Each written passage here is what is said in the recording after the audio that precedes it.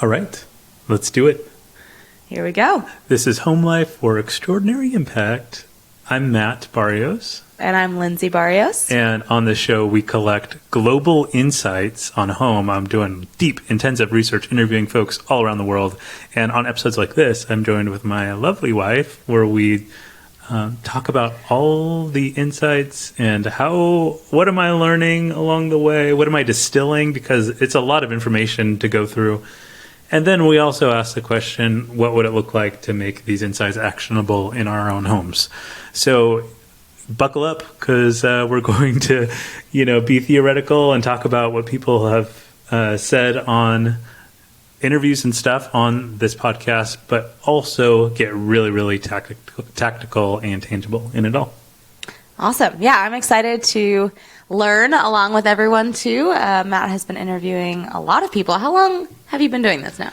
Now, I've been doing this since I think my first interviews began about 7 months ago, which is pretty wild. And then I've been putting up episodes consistently for the last 5 months. So I think this is episode 21, something like that, which is pretty wild. And but it's been a blast to do this project.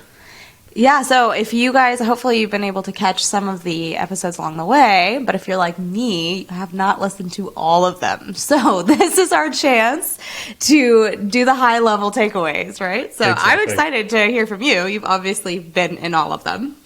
Yes. Haven't missed a single one. That's it. I haven't missed a single one of them. And, just now the program that we're using for this, it just crashed for some reason. That was so weird and annoying. But we got it back so that we can see our notes to make sure that we are fully on topic and making sure to deliver some premium stuff to you. So the layout for this episode is going to be talking about some big insights that I have discovered along the way. That's step one. Step two, we're going to talk about also, like, where did those insights come from? Like, how did I come to realize those things, like citing actual conversations that I had. And then step three will be us talking about our lives. So that's the plan. So let's jump into the very first one. Exactly. So tell us, Matt Barrios, what are the insights? What are some key insights you've taken away from all of these many conversations? So it is, I feel like doing this sort of like data research that's like qualitative. It's not like I'm looking at a bunch of numbers or something. I'm having conversations and collecting a bunch of words, and then I'm splicing and dicing them. And it's almost like searching for stars in the sky and searching for constellations. That's what it feels like, right? So like we see all these stars, but like, actually that cluster of stars goes together and they look like the Big Dipper. Like that's the kind one of the only ones I can spot. Exactly, right? That one looks like a bow and arrow, like, those kinds of things, right? And so that's what this is. So there's a cluster of, kind of first cluster that I'll talk about has again to do with doing this research from a global perspective and talking about cross-cultural understandings of home. It's kind of the nature of like how I'm going about this research that I think this will be a repeated theme because I am talking with folks all around the world. Mm-hmm. But, some new interesting, thoughts about language and nationality and the search for home came into view through this set of conversations over the last chunk of time. It's so cool. So I'm excited to hear more about that and like where it came from also. I think one thing that is interesting to note here is that you're talking to people, I mean, even in the conversations I've heard about both that have been in different places, countries, cross-cultural experiences, but also who have mixed nationalities or mixed descent as well, which is an interesting element. So do you want to share more about that? Yeah. Tell us more. I would love to, give a few examples of what things that I found. One of the most like wild insights that I found came from a conversation with Sarah, and I'd highly recommend people like go back and listen to that whole episode. She's like a real amazing proponent for mental health at home, and she herself is originally from Tunisia, which like me, geographically ignorant as I can be, I was like, what's Tunisia? Where is a Tunisia, right? Where is Tunisia? Do you know? Yeah, North Africa. Okay, yeah, my wife's really brilliant. I'm not as smart as she is, but Tunisia has its own like dialect that is a mix of Arabic and other kind of localized languages. She's telling me about this, but the thing that was wild for me was she mentioned how much she feels at home in the English language. That's so interesting. Being home in a language. Yes. And I thought it was wild because like it's not in like the native language of Tunisia. It's not in French, which is like the colonial language of that region, which she can speak both fluently. And she can also speak English fluently, but in like her third language, that's where she feels most at home. And I just thought, what a fascinating thought. It made me wonder where people feel at home in a language, especially for folks who have given themselves to learning a number of languages. I know you speak Spanish fluently. Like, do you feel like there's a sense of home in Spanish for you? What would you say? Does it bring out something different in you? It definitely brings something different out. So that makes sense that like you kind of channel a different part of yourself or become different in a different language because the ways you express things are differently. Yes. Which is interesting. Like I think that part strikes me. I don't know that I think there are parts of it that feel like they capture a piece of me that English doesn't. So I get that piece. I don't know that I feel more at home necessarily in Spanish than English personally, but I do think that there are pieces of me that come through in Spanish or parts of me that feel like, oh yeah, that just like comes through more naturally in this language than it comes through in English. That makes sense. Yeah. I know when I was spending some time in Spain and like learning Spanish decently well, I remember having this moment of like, I feel like Spanish is the language of my heart. Like it's just kind of like this moment of like, man, I feel like there's something internally important about the Spanish language, which as a third generation Mexican American, I don't speak Spanish fluently, but I feel like there's a deep like root in that language that I'm excited to discover and explore more. Perhaps there's a sense of home even that could be in the Spanish language for me as I learn it. So it's amazing. That's exciting cool. Thought. So anyway, so there's like, an interesting like experience or insight coming from this. Another one kind of in that constellation around cross-cultural language, nationality, and home. I got to interview Chris Chera, who is a digital nomad, and he's been a digital nomad for, I think he said since 2017. So a long time. A decently long time. Before the pandemic wave. Yeah, exactly. Before everybody wanted to get as far away from their homes as possible, right? And like travel all over the world. Like, he's been doing it for a long time. And I just thought that was interesting. And like the image comes to mind of like a stone skipping across the surface. Like that's like his experience of home and nationality. He's originally from the UK, but like it's not like he's really claiming that as like with pride of like at least as my impression talking to him. He's not like, I'm really glad to be British and that's really important to me and like I love going back and so on. No, he loves being a person around the world. Of the world. Yeah. And so that was a cool idea. Another parallel to that was my conversation with Kazuki, who was originally born in Tokyo, moved to New Zealand, moved all around like the United States for university and stuff. Now he's living in Guatemala with his wife. So he's lived all over the world, and he too experiences this this thing, but especially from his angle as what he would call like a third culture kid. From Tokyo, but growing up in New Zealand, also kind of separated from his original family in Japan and with a new family in New Zealand.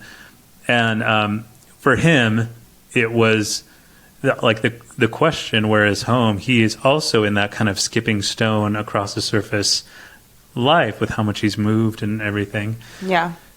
And it also is for him an ongoing question. Where's my home? What is my home? Like, where do I... Interesting. Even like on a nationality level, like what am I? Like you look at him and he looks Japanese, right? But also, and his name is Kazuki, so like that will say something about like where he's from, but like that's just the surface of things. Like he's actually had so much more going on in his experience of life and home. So like I thought that was interesting. I could say more about other conversations, but do you have any thoughts on any of this? Yeah, I just think it's so so interesting how intertwined home is with place and with identity. And so that seems just like really clear in the cross-cultural experience that you both have a change of place and of culture, right, which is also an identity. And then also these other layers of identity. Obviously culture, but family. You just mentioned that. And like where you feel like you belong. Like I think that's some of the question that seems like it kind of comes up with the sense of home, and also the expression of yourself like through a language. When I think about that too, like there's an element of, when you asked me that question, I was like, there are things that feel like, they come through in a different way in this language, and so different cultures do that too. And so there's this way where it's almost when we're talking about home, it seems like it is like the reflection that we talked about a little bit last time, but just like that there's the way that you can express who you are, but in space and in place and in this broader context of culture and identity. So interesting. Yeah, it is super, super interesting. And, just to kind of like finish like a couple quick flower pieces with this, got to talk with Lydia, who was born and raised in Italy, but also was studied abroad in Scotland. So that was some interesting conversation around that shift. I got to talk with Ludovic, born and raised in France along the Mediterranean coast, but then it bounced around Europe and then eventually landed in Seattle, Washington. So like there is this, perhaps it's due to the nature of the people that I'm interviewing, this interesting question about home and belonging, and the fact that people have uprooted and can uproot and move all around the world. And like the world is wide open to a global experience of home, and where you're born isn't where you necessarily need to stay at all. In fact, it would probably be helpful, for the sake of rounding out my research, to talk to people who were born and raised in one place and have stayed there their whole lives, and what home means to them, because that would be a really, really valuable angle to add to this. So if that's you listening, reach out to me, and I would love to have a nice long conversation with you about what it looks like to be like really rooted in a single place throughout your life. That'd be a great conversation. So anyways, so that was great. I mean, so interesting. So that's like one constellation that you kind of are discovering and continuing to kind of tap on. What else is new that kind of is coming up in these conversations that it feels like, there's another constellation over here? Yeah, another one that came up was really zooming in on the topic of physical space. Okay. So this collection of, interviews that I was really analyzing in prep for this conversation had to do, included an interview with a historical architecture expert named Mary. And she and I talked a lot about her home and, being a mom and all of that. But I also tapped into her expertise as an architect, as a person invested in history and travel and kind of historical architecture sites. And the most interesting thing for me coming out of that conversation had to do with the fact that almost everybody lives in a space that they had nothing to do with the architectural choices for. So in many cases, she was talking about buildings that were constructed sometimes, hundreds, if not thousands of years ago. Now, even for us in our own home. Yeah, I was going to say, our apartment was... I think it's a 100-year-old apartment, built in the early 1900s. So, yeah. And for we sure, had no impact on that. Our grandparents couldn't have even possibly influenced the architecture of this space, right? So, so interesting. And that's like a wild thought, just how enduring architecture is for setting a tone for this is what life looks like at home. That's where I would say I certainly see the way that a lot of futurist thinkers tend to be architects. because they are thinking about literally, how do I design a space that's going to endure for generations and generations and generations, that's going to set a tone for or enable a certain kind of life to arise out of it. Interesting. And so that's a fascinating thought for me. But in normal life for all of us, like our physical space, the skeletal structure in which we live, it's not changeable.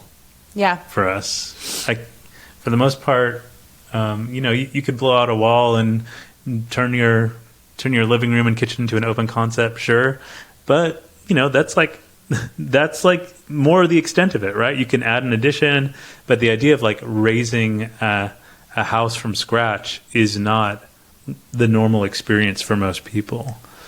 So I just thought that was an interesting thing to come out of that conversation. And the importance then of choosing where you live, even the architecture of a space, and being willing to move, frankly, in many cases, in order to find that style of space that most is conducive to life and your recharging and your happiness and your ability to like host people and all these kinds of things that make for a quality home life. Yeah, I mean, that's so interesting because I think everyone who's ever moved, I just think about going through Craigslist and through the different locations and going and visiting places and being like, oh, what about, well, this apartment has X, but it doesn't have Y, or like this house, for those of you who are lucky enough to consider houses. But, and even when we were moving into this apartment, our main quest of like finding a closet big enough for a baby. Exactly. We were pregnant searching for this apartment. Is this a baby-sized closet? Yeah. And you're like, okay, well, we're not going to create a closet. So like, let's find the baby-sized closet. Yeah. But then also the things that like made us love this apartment so much that of course we have no control over creating, but it was a factor in the choice to move here is the light. Because especially we live in San Francisco, it's like, it's California, but it's not sunny California. It's gray, windy California, particularly California, today. And so having really big windows like makes such a big difference for me, like as a person, and so like those kinds of choices that we make that actually set up the way that we live in a space, and the room to host being a really significant one, to have more space that is space that works to have other people in and that kind of thing. So it's just interesting how you have to make some of those decisions up front at different points. And you also have to do trade-offs. Most of us have to do trade-offs. We don't get all of it that we want. And so it's like, okay, that prioritizing process too of like working within the limitations of what's available, what's there.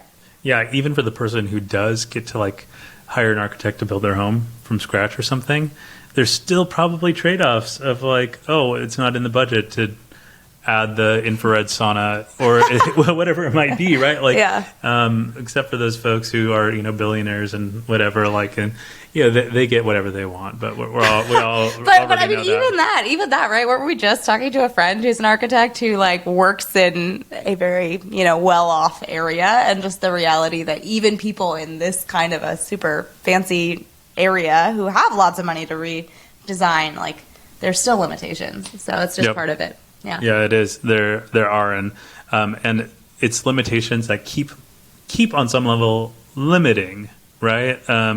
And or keeps being like the way for us to, like the structure, the skeletal structure to flesh out our home lives in is these physical spaces. So that was one thing in the constellation of like physical space and the way what is changeable, what's not changeable. Architecture is in the less changeable side of the spectrum. For most people. Another one, though, has to do with the fact that with moving, and this again comes from Insights talking to Chris, who's a digital nomad, and he brought up this fascinating idea of the fact that digital nomads get to really iterate on their experience of homes and cultures.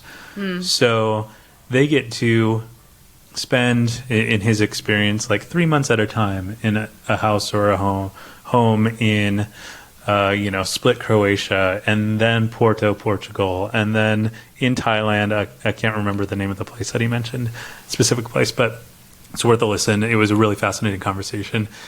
And he brought up that idea because he has experienced so much growth for himself, actually, through needing to keep adapting to new cultures, also keep collecting all of these really cool things about cultures, such as the fact that tapas are a little different between Spain and Portugal, the fact that in Croatia they always serve water along with your coffee so that you stay hydrated.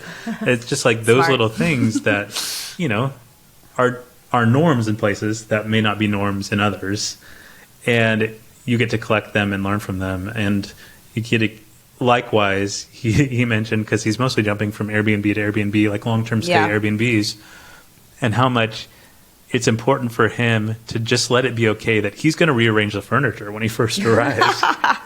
And that's something I've never thought of doing in an Airbnb, because I'm usually staying for at most 3 or 4 days, right? Unless we're trying to make room for the pack and play. You're like, there's no space. Move that over the side. Yeah, exactly. But he's like, oh, the couch is in the wrong place. I'm just going to move it over here. It's just so funny. Or like, oh, we need to turn the bed 90 degrees. Like, that's such a funny thought. But it does make a space reflect, like that's that idea of like what helps make a space feel like at home. It's interesting. And I like the idea too. So it seems like there's like a limitation, but also what you mentioned, iteration, the idea of getting to experience different physical spaces actually might bring clarity around what feels more home-like, maybe we don't, and then also how we can bring that back into our own space. I mean, I think of what we were talking about before with our home swap that we're so excited about. Yes, it's going to be so fun. And just the idea of like, oh yeah, you get to experience how someone else does something. I mean, you do this when you go to someone's houses for dinner, but it's different to occupy that space as the person living in it, to then say like, oh, that is a really great, livable experience to have.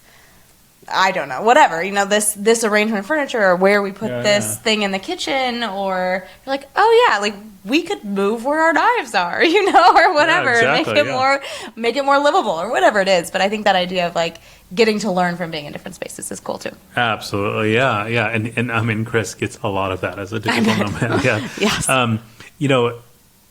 An addendum to this, the idea of like setting up physical spaces, rearranging.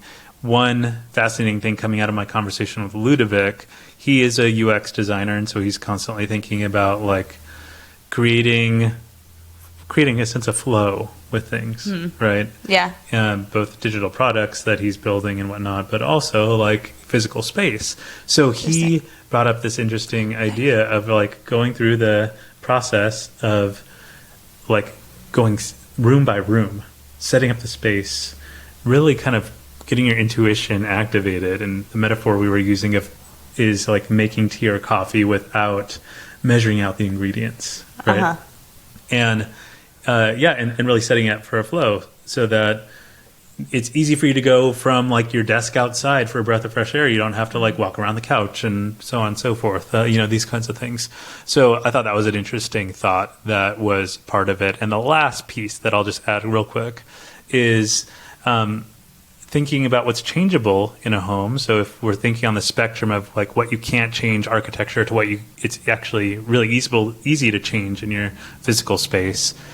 One thing that's really easy to change, and this was a fascinating insight coming from my conversation with Arnes, who's a young, successful entrepreneur based in Spain. He actually puts up Post-it notes of his goals all around his house. So when he goes to brush his teeth, he's reminded of his goals. When he opens the fridge, he sees a Post-it note, he's reminded of his goals. And there's this way that he is arranging these small pieces, like really small things, Post-it notes, in his physical space in order to help him continue to be a growing and expanding person. So those were some of the insights around that constellation of like, physical space, what can you not change easily, what can you change easily, and how can you play with those things in order to help set up for a life that you're really hoping to have. So there's some insights for you on this, episode of this podcast. I hope you really, really enjoyed it.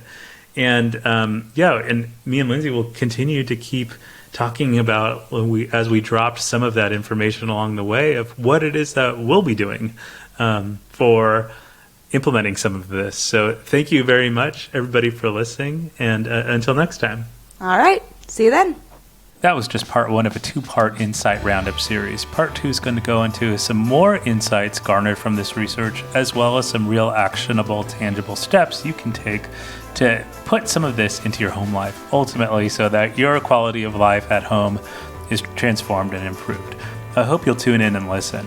That one will be out soon, and it's only available to listen to if you're a premium subscriber to this podcast. So if that strikes your fancy, please take a look in the show notes. And if you're not already a premium subscriber, click the link, join, and then you'll have access to it. I hope you enjoy, and take care, everybody.